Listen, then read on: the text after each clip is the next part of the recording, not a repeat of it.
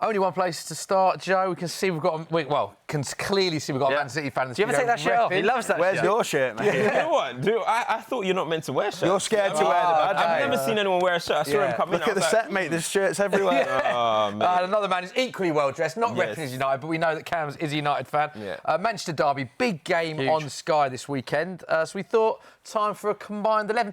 A little bit different this week, Joe, because I think it's fair to say, you both alluded to it, neither the club reaching the heights they've previously reached. Obviously, both been blessed with many trophies over the years, so it could be a bit of an interesting one. You've been kind there. Well, yeah, there's been in Premier League shocking history, performances this season from these two sides. This is a difficult combined 11 because both teams are a little bit out of form, been a little bit shaky by City standards, definitely by Manchester United standards as well. So we'll go position by position. This is going to be based on this season as a whole. There's a lot of injured players though, so we will allow you to include those because obviously we've seen the news this week, haven't we? Haaland's out long term, Ahmad's out long term, but we're going to allow you to include them. But this season, let's start in goal.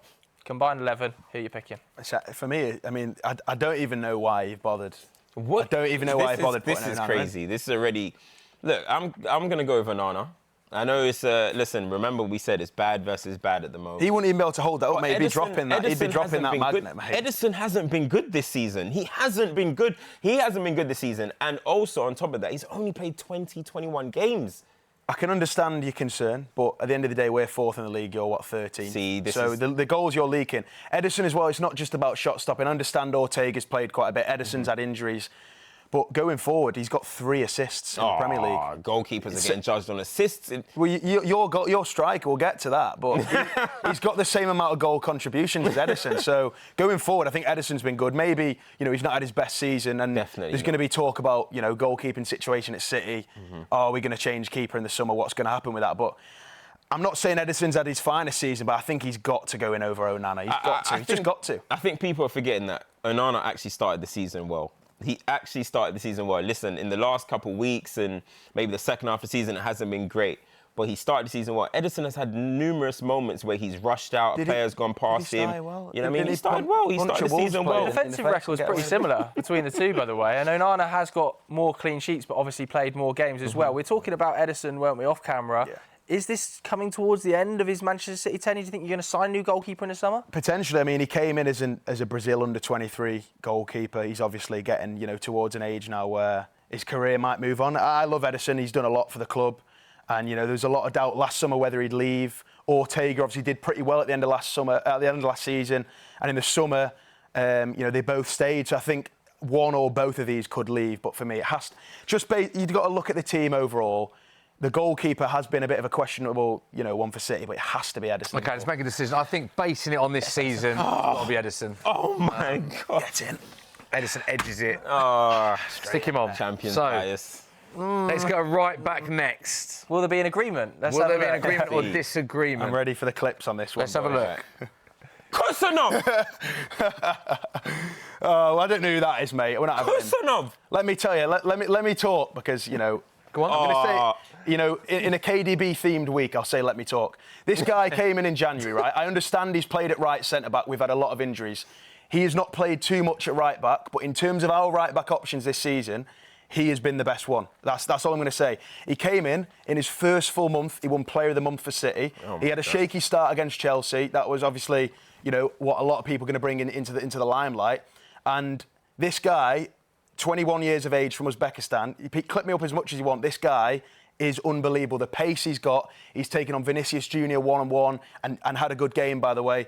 This guy is unbelievable. So that's why I'm putting him at right back. The minutes maybe not quite there, but I think he's a great option. Cams? I mean, I think it has to be Mazraoui. I think Mazraoui's been one of the better signings for Man United this season.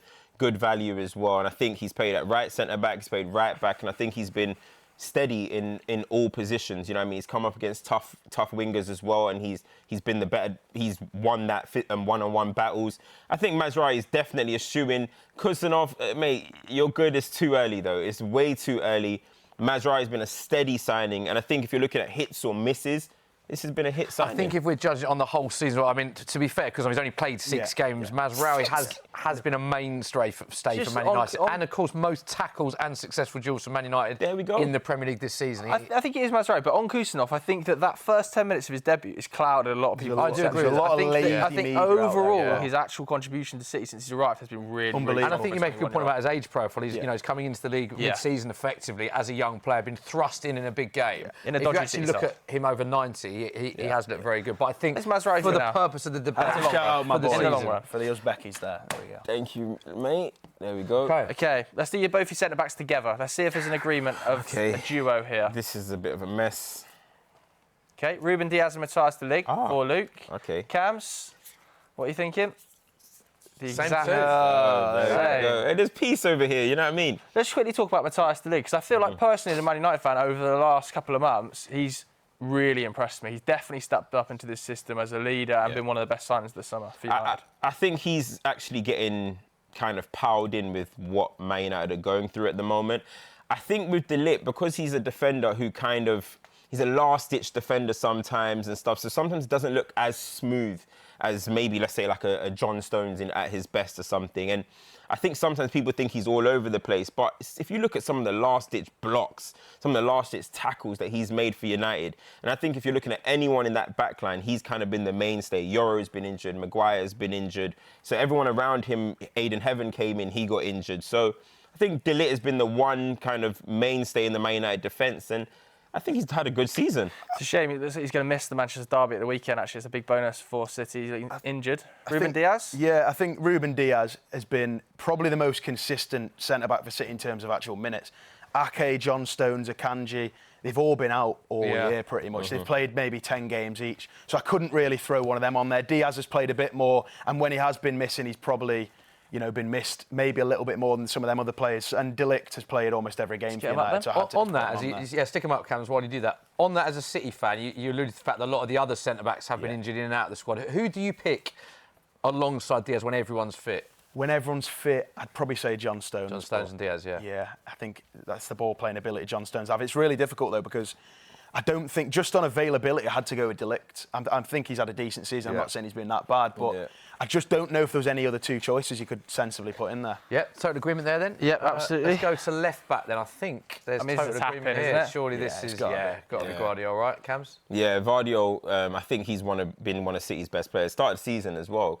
If Haaland wasn't scoring, it's Vardio, you know what I mean? Yeah. And you look at Man United's options as well. I don't think our options are that great at this present moment. Dallows have to be filling in a lot.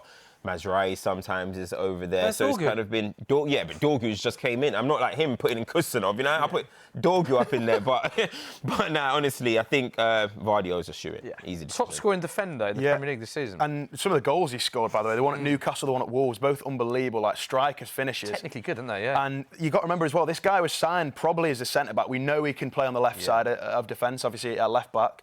But he's not quite in his natural, full-on position. He could easily be playing, in that centre-back role if we had someone at left-back, and we haven't had a left-back for a while. So, he's that's what I was asking about the centre-back who partners Diaz, because we've seen Stones play as a DM, you've seen Guardiola can play centre-mid, we've seen Ake. The movement and the range of positions a lot of those players playing, it's quite interesting. You just moved Mazraoui as a sort of wing-back there. Yeah. Just put him up, okay. Getting tactical with it, you know what I mean? Let's go into the midfield then. Who've you got as first midfielder?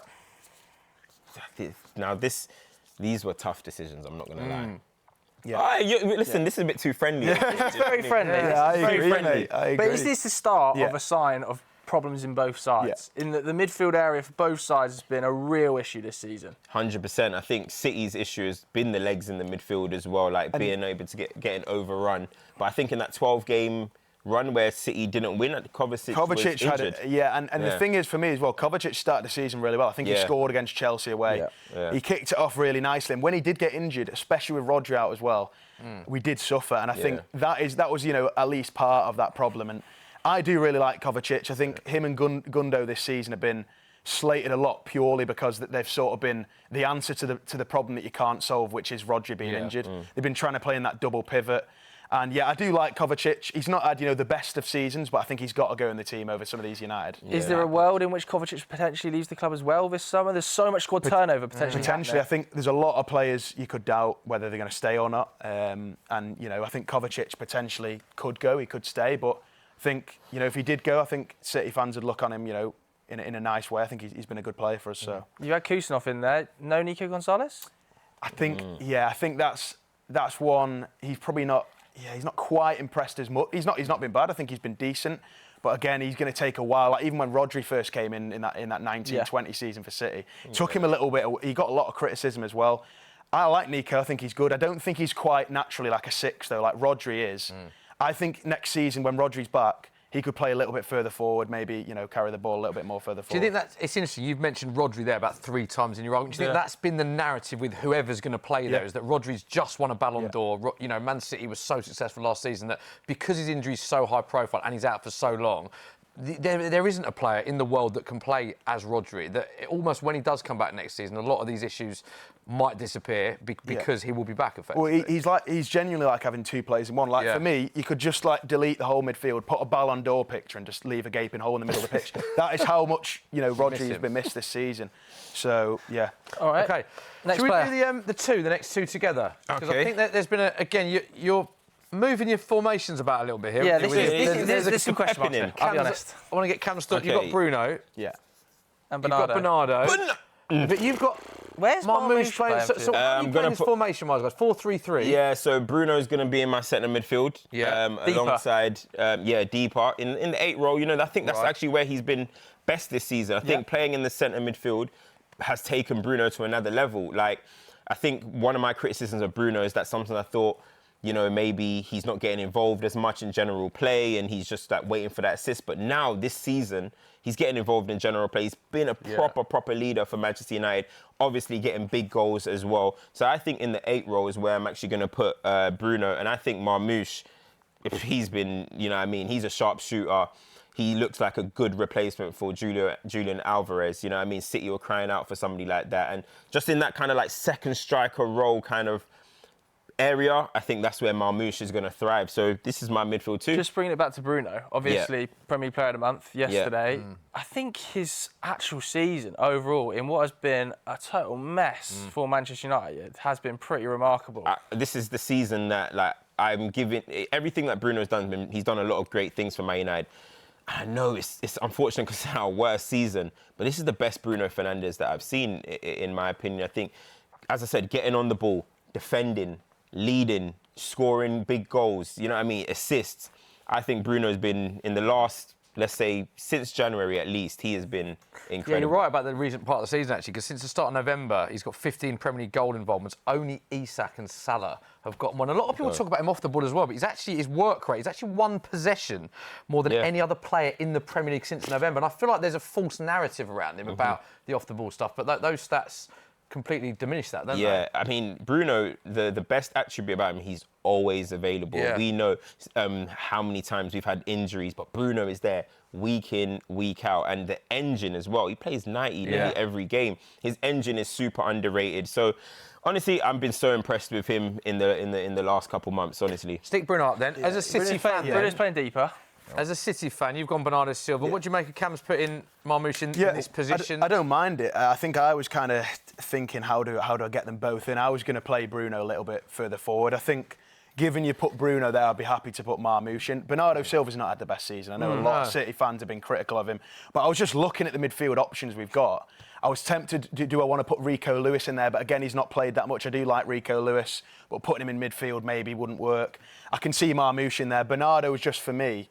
I was putting Bruno further forward and I was thinking, he's definitely a better option than some of these at United. So I get a name brand. Do we have to take this? Obviously, this is based on this season. Like Joe and I are massive fans of Bernardo. I think we've gone on record saying I thought he was one of the most underrated players in your treble-winning season for a lot of the big game performances he had. We've been huge fans of his, but he's actually had the fewest goal involvements per 90 of any of his Premier League seasons. Marmoush, on the other hand, has got 5 in 8. I know they're playing slightly different positions, but if we're doing it on this season. Yeah, I'm more than happy to put Marmoush in there. What have you made of Marmoush? Oh, he's been really good. I think the set pieces as well. I think he can hit a free kick. I remember one. I think he hit the post against Real Madrid. The game was done, but that Nico actually put that in. I like Marmoush. He's a threat. He obviously scored those 3 goals. He's got, I think, I want to say he's got about 5, 6 goals. He's got quite a few goals. 5 and 8 in the Premier League. Yeah, so there you go. And the numbers speak for themselves, I think. 6 in all comps and 8. Yeah, in Germany earlier in the season, he was, obviously we're not going to include that, but he was outrageous, the stats he was putting up there as well. So, yeah. Let's put Marmouche up then. He's got a big role on here across the next few months. Yeah. It looks like he's going to be playing as that number 9. Let's go to your first winger then. Should you do the right winger first? Yeah, let's go right wing. I mean, we can. Yeah, there we go. It's got to be Ahmad. I think he was having an unbelievable season for United, and he actually became, in a way, our talisman at some point. You had Marcus Rashford, who was going through things, and you had Garnacho, who was up and down in form as well. And it really felt like this was a coming-of-age season for Ahmad. And it's so unfortunate that he went and picked up that injury. They say he's going to come back in May. Hopefully we'll be in the Europa League final, do you know what I mean? Let's not rush him, though. Yeah. You know? Hey, Europa League final, I got to rush him, sorry, man. But I think, honestly, he's a terrific player. It's not only just what he does in terms of scoring or assisting, it's the dribbling ability, it's his first touch, it's how many defenders he draws to him when he's on the ball. And, of course, my boy here knows the effect of... No, he knows the effect of what Ahmad does, you know what I mean? Etihad, I saw his video. You were just thinking... I saw his video. His video, he was nearly in tears about what Ahmad Diallo did. I was seething, yeah, I mean... He's been, yeah, he's been decent. So that hat trick as well. He scored in the last. He scored like a hat trick in about 4 or 5 minutes. I think he's got 10 goal involvements in 12 starts. Under Amorim. And I think of the 2 sides, only Haaland and Bruno have got more goal involvements this season for their club than him. So I think it's totally fair Ahmad goes in. And I think Cam's just loving the fact that you've got Luke as a Man City fan in a Man City shirt holding an Ahmad magnet there. Brilliant. Brilliant. Clip that up, please. Left wing next or striker? Left wing? Before we come to the obvious number 9. Ah, okay. Another agreement. How has Savinho been this season? His first season in the league. Yeah, I think big step. He didn't quite hit the ground running as he'd have liked to, but it's been such a crazy season. It's so hard to come in. I think he's been pretty decent, though. He's got that flair. I remember the game against Bruges, big game in the Champions League. We needed it to go through, and he really performed in that one. So, yeah, he's been good. I think he's been good. I think he's shown a lot. He came, obviously, age 20. He's a young player. Step, we don't quite realise, quite how young he is. So, yeah, I think he's been promising. And I think typically Pep Guardiola wingers take a little bit of adaptation period, don't they? They usually take a season and then they suddenly find their feet once they found the system, know what they want from him. I think given the likes of Grealish, hasn't quite hit the levels he wanted to this season. I've been really impressed by Savinho. He's showing glimpses, isn't it? He's showing glimpses of his ability. He's actually mad entertaining to watch as well. His skills, he goes past players, he nutmegs players. He has only got 1 goal, I think it is, but he's got 10 assists in the Premier League, I believe it is. So, I mean, Savinho, I'm a big fan of him as well. Yeah, most chances created for City this season, so let's stick him up. And then number 9, I mean, this feels like quite a tap-in. This was the banker, This is the one that couldn't fail, Of course. And do you know what's funny, right? I don't feel like it's Haaland's best season. And that's what Haaland he still scores 30 goals in 40 appearances in all comps. Do you feel like that? I see this all the time, though, when people say he's not having his best season. Is that not just because we're judging him on his own previous standards? Because 30 goals in 40 games in all comps is outrageous. And I think he's missed like 3 penalties as well. I think he started off unbelievably. We know what Haaland does. Number 9, you can't even... I mean... Haaland, for the first 2 games, I think probably produced better stats than Højlund. So, I mean, it was never a debate. But yeah, Haaland, unbelievable player. He's going to be joining the Premier League 100 club probably quite early into his 4th season, which is ridiculous. And I think that record of Alan Shearer's is probably going to get beaten if he stays at City. Do you think he will? Length of his contract. He's got 9 years left. So that is crazy. I think if he stays that time, you're looking at about 20 goals a season in that time, and he'd beat that record. So I think he can do it, and he's going straight in the team, Haaland. We'll save the Man United chat in terms of the striker for the second part of the show, so let's stick Erling Haaland up on the board, and there we can see the confirmation. Going so well, Luke, on your debut. For the last I've done an Onana right there, haven't I? There it is. All right, so there's the boards. There's the combined 11 for this season's Manchester derby this weekend. Let us know what you think of that on the Sky Sports Premier League Twitter account.